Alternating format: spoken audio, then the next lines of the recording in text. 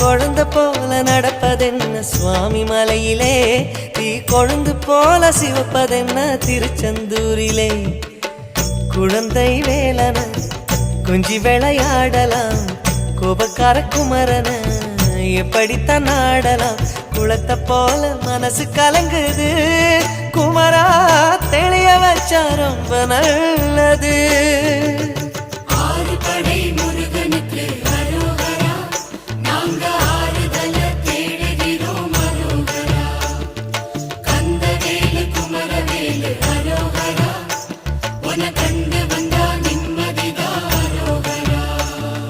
பழனியிலே சந்நியாசி, தணிகையிலே சம்சாரி, ஓம் கணக்கு புரியலையே முருகா, ஓம் கணக்கு புரியலையே முருகா.